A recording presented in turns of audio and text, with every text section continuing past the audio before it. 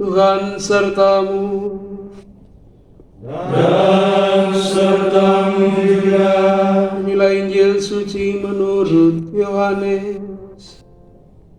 Dimuliakanlah Tuhan. Pada waktu itu ada pesta perkawinan di Kana yang di Galilea, dan ibu Yesus ada di situ. Yesus dan murid-muridnya diundang juga ke perkawinan itu. Ketika mereka kekurangan anggur, ibu Yesus berkata kepadanya, "Mereka kehabisan anggur."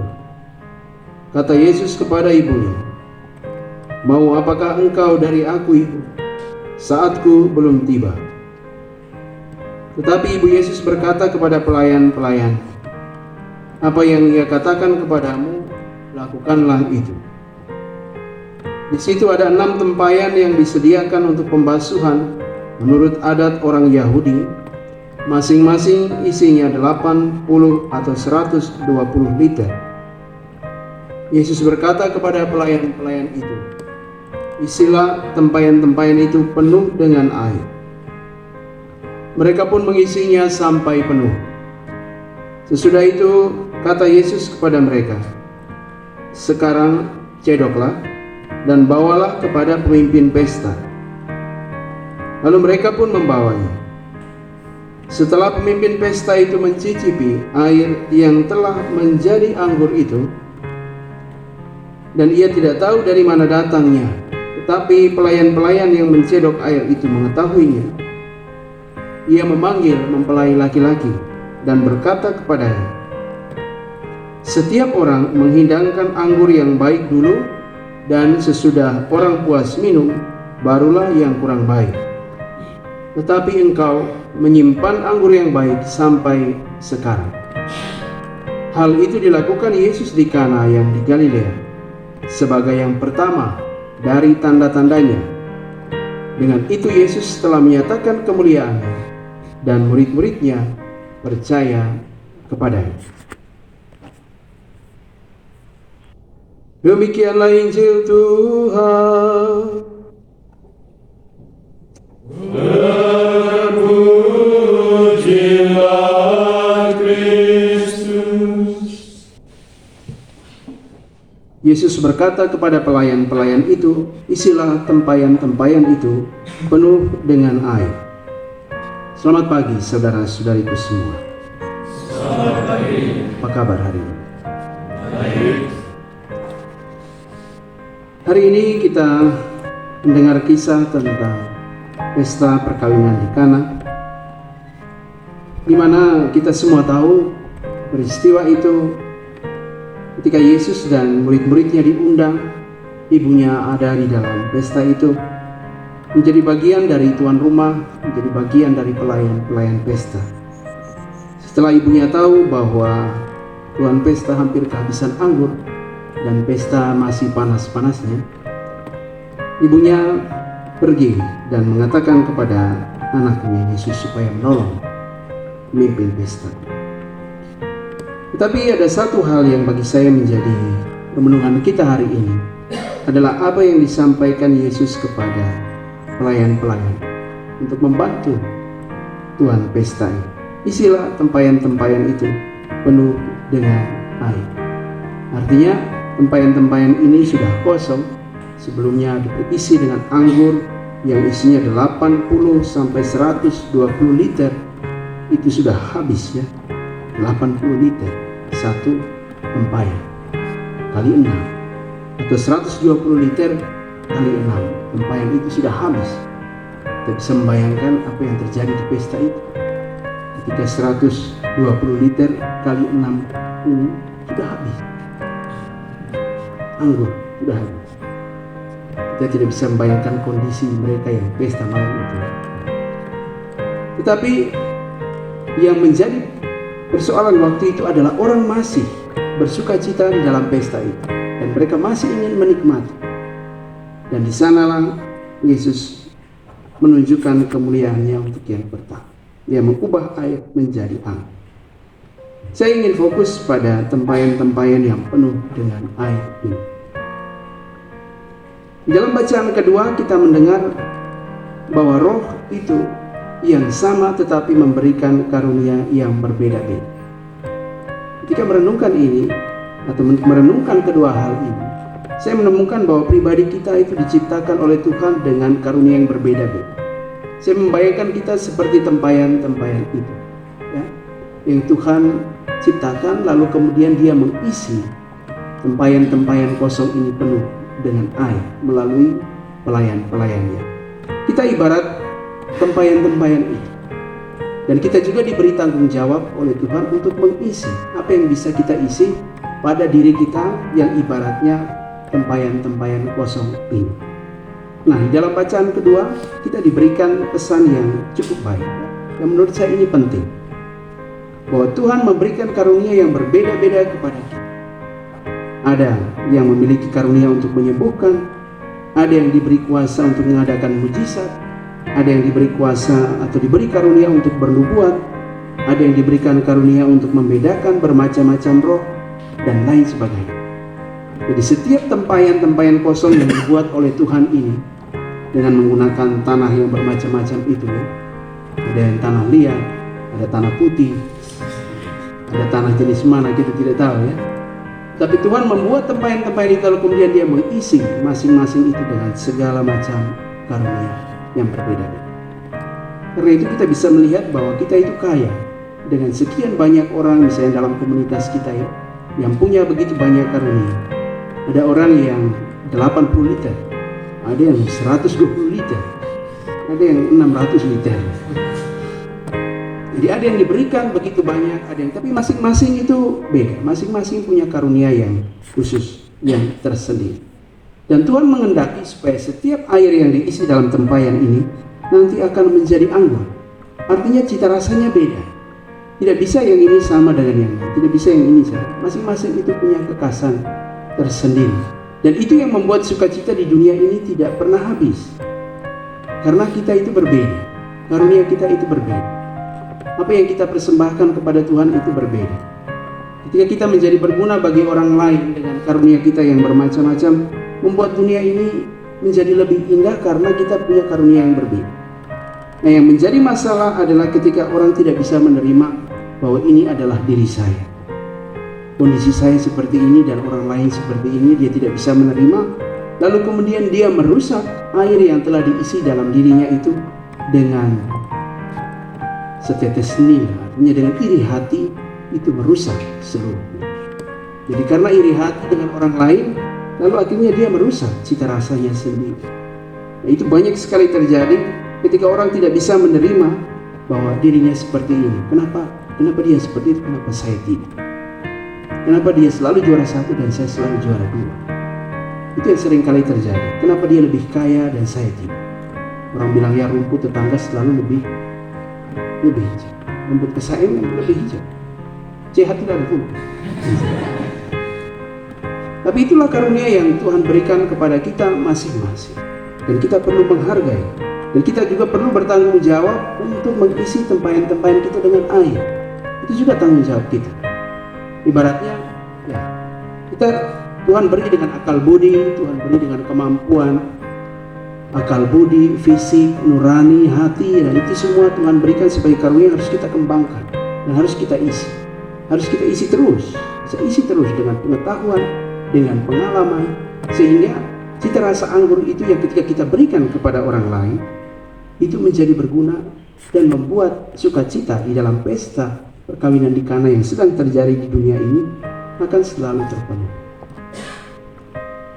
Ada seorang murid yang selalu mengeluh kepada gurunya, kenapa saya selalu juara 2 dan teman saya ini selalu juara 1. Dia sudah berusaha keras, belajar keras, tetapi dia selalu juara 2 di sekolahnya.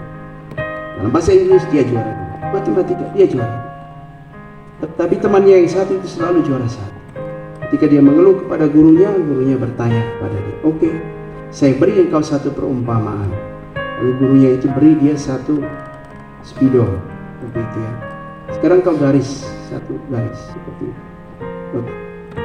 Sekarang gurunya bilang, jadikanlah garis itu menjadi lebih pendek dengan menggunakan spidol, tapi jangan engkau sentuh garis itu. buatlah garis ini menjadi kelihatan lebih pendek, tetapi dengan spidol itu, tapi jangan sentuh garis yang sudah ada. Apa yang harus dia lakukan? Dia berusaha berpikir keras bagaimana caranya supaya garis yang sudah ada itu kelihatan menjadi lebih pendek. Tapi saya tidak boleh menyentuh atau potong garis itu, tidak boleh sentuh dulu. Bagaimana caranya? Ketika dia berpikir keras bagaimana caranya saya harus membuat itu, dia ingin sentuh dengan itu. Jangan sentuh itu. Perhatikan saja itu dan buatlah supaya kelihatan dia menjadi lebih pendek. Ketika lama dia berpikir keras, kemudian gurunya bilang, coba engkau buat garis yang lain di samping yang lebih panjang. Lalu dia garis yang lain. Berarti sebelah sudah kelihatan lebih pendek. Jangan sentuh yang itu. Karena itu adalah karunia yang Tuhan beri kepada orang lain, tetapi engkau terlalu fokus ke situ. Engkau terlalu fokus ke situ. Engkau mau supaya dia jangan lebih pendek. Engkau mau merusak dia, tidak boleh. Fokuslah pada dirimu sendiri dan buatlah garis yang lain yang Tuhan telah beri kepadamu itu supaya kelihatan yang lain menjadi lebih pendek. Ternyata anak itu punya karunia yang lain. Anak itu punya karunia yang lain. Ya. Dalam hal olahraga dia lebih bagus. Dalam hal olahraga dia lebih bagus. Dalam hal keterampilan dia lebih bagus. Tapi dia lebih fokus kepada hal akademis yang temannya memang sudah dikaruniai Tuhan lebih baik. Tuhan memberikan itu lebih banyak liternya daripada dia. Tapi kepada dia diberikan campuran dengan rasa yang berbeda. Nah, itulah yang sering kali terjadi di dalam dunia ini. Ketika orang dia tidak bisa menerima atau dia tidak bisa fokus dengan karunia yang telah Tuhan berikan kepadanya, akhirnya mereka mulai menggunakan cara-cara yang tidak benar. Ya, dalam beberapa bacaan kemarin waktu saya sharing di sini juga saya mengatakan hal yang seperti itu. Ketika orang tidak lagi melibatkan Tuhan untuk mengembangkan karunia-Nya, maka dia akan menggunakan yang lain selain Tuhan. Mereka akan menggunakan berhala supaya mereka kelihatan lebih baik daripada orang lain. Beberapa hari lalu saya sharing tentang orang yang kadang-kadang simpan akar ataupun kulit kayu di dompet supaya kalau orang pukul tidak bengkak. Jadi ketika dia pakai itu dengan teman-temannya jalan ke kebun, mereka lihat ada lebang, ada madu itu, kita ambil. Lalu dia pikir, kalau orang pukul saya kan tidak bengkak, berarti kalau madu ini saya ambil, saya juga tidak akan bengkak. Tapi setelah itu masuk rumah sakit. Karena ternyata akar kayu itu tidak kebal dengan lebah madu. Dan itu madu asli.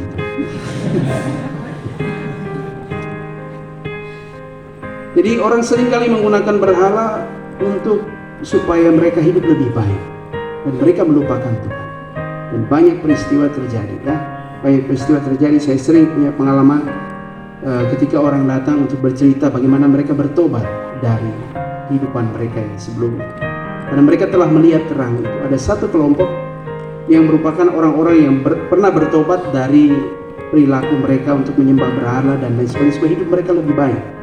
Supaya hidup mereka lebih baik, mereka lebih kaya, mereka lebih mapan di dalam pekerjaannya. Lalu kemudian jabatan mereka tidak diganggu gugat, maka mereka menyembah kepada berhala. Dan di situ orang-orang beriman Katolik pun akhirnya terjebak di dalam lingkaran setan itu. Jadi demi mempertahankan posisi, demi mempertahankan jabatan, demi mempertahankan gajinya tetap seperti itu, akhirnya mereka melupakan Tuhan. Mereka mulai ikut kepada kelompok-kelompok yang kemudian menyembah berhala dan lain sebagainya. Dia bilang, "Pater, kadang-kadang kami pergi ke hadapan berhala itu, kami harus tanduk kepala kami ke lantai, diketuk beberapa kali untuk supaya inilah bukti kami menyerahkan diri kepada berhala ini." Dia bilang, efeknya apa? Efeknya memang setelah itu kalau kami bicara di kantor, semua bawahan itu dengar. Meskipun salah pun mereka tetap itu benar, itu baik. Jadi meskipun keputusan yang kami buat salah, kami tetap tidak ditemukan kesalahan. Tetap posisi kami baik dan lain sebagainya. Tetapi dia bilang, rahmat baptisan itu tetap memberikan kepada saya satu terang bahwa ini bukan jalan yang benar. Tetapi karena dia berada dalam lingkaran setan, mau tidak mau dia tetap, akhirnya dia berada dalam kelompok itu. Karena dia merasa bahwa dia harus bertanggung jawab terhadap keluarganya, dia harus bertanggung jawab terhadap istri dan anak-anaknya, maka dia tetap turut dalam kelompok itu. Tetapi dia bilang tidak bisa, tetap kekuatan Tuhan tetap memberi saya terang bahwa kau harus keluar dari kelompok itu. Tidak bisa engkau menyembah kepada itu terus-menerus. Dan apa yang kita dengar dalam bacaan kemarin, yang orang Israel ketika menjadikan Tuhan sebagai jimat mereka kalah perang. dan mereka salah menggunakan rahmat Tuhan. Ini juga yang seringkali bisa menjadi juga teguran bagi kita, bahwa Tuhan memberikan kepada kita karunia kita masing-masing, kekayaan bagi kita masing-masing. Ketika kita cakap menggunakan karunia kita, keutamaan-keutamaan yang Tuhan berikan kepada kita, dan kita setiap hari mungkin memenuhi tempayan-tempayan kita ini dengan pengetahuan dan pengalaman, setiap kerja kita akan memberi hidup. Dan itu pasti. Ketika orang rakus dengan hidupnya, dia ingin lebih daripada orang lain, disitulah dia akan menggunakan Tuhan sebagai jimat, atau dia akan menggunakan berhala untuk mendukung kekuatan. Dan disitulah dia terjebak di dalam lingkaran setan. Setan tidak pernah memberikan yang baik, dia hanya memberikan penipuan, tipuan saja yang dia buat. Dan itulah yang seringkali menjebak kita. Saudara-saudaraku yang terkasih dalam Kristus, marilah kita sebagai tempayan-tempayan yang telah dijadikan oleh Tuhan ini, kita isi dengan semua karunia yang bisa kita peroleh.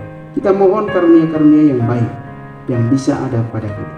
Kita isi dengan pengetahuan, kita isi dengan pengalaman, dan itu akan memperkaya kita. Kita tidak perlu iri dengan orang lain yang punya karunia.